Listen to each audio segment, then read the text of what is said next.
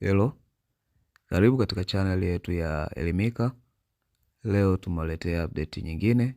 Update hii inahusu kufunguliwa kwa dirisha la kubadilisha taasisi kwa wanafunzi waliomaliza form 4 2025 na watakao kuwa na sifa ya kwenda kujiunga na elimu ya advanced level wakianza na form 5. Katika video hii tutakuonyesha mfumo rasmi ambao utatumika kwa ajili ya kuweza kubadili taasisi baada ya dirisha hili kufunguliwa leo tarehe 11. Hivyo kama ni mara yako ya kwanza kushiriki video zetu, usisahau kusubscribe na kuwasha alama ya kengele ili kuweza kupata update mbalimbali zinazohusu ajira pamoja na elimu.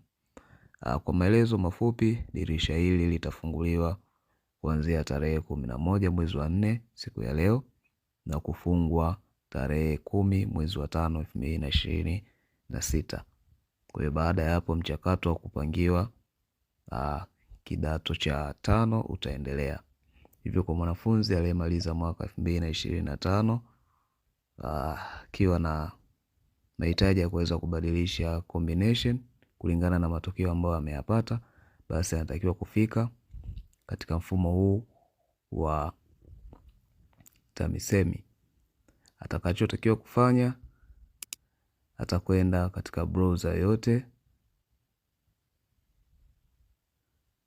na atakapofika ataandika, atasearch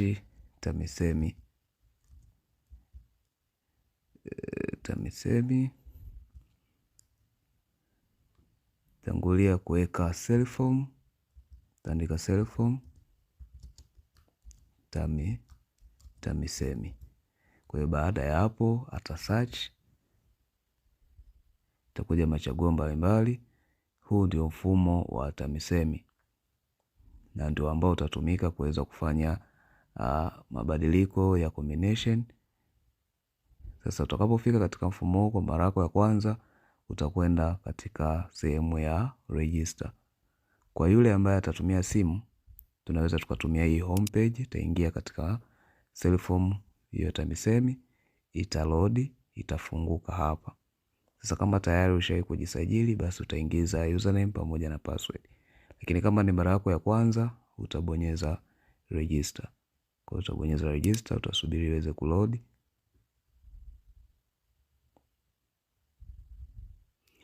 Baada ya kuload itakuja hapa.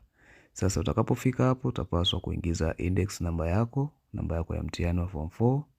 Utaingiza kwa usahihi ukianza na S, namba ya shule, namba yako pamoja na mwaka uliomaliza. Baada hapo utaverify. Sasa hatua ambazo zitafuata baada ya hapa, nikukumbushe tu kwamba endelea kufuatilia video zetu. Kuna video ambayo tumeeleza mwongozo wa jinsi ya kubadilisha taasisi. Kwa hiyo baada ya kuona video hii, hakikisha unatafuta video nyingine iliyopo katika channel yetu ya Elimika kuweza kuangalia namna gani unapaswa kujisajili na kuweza kubadilisha taasisi.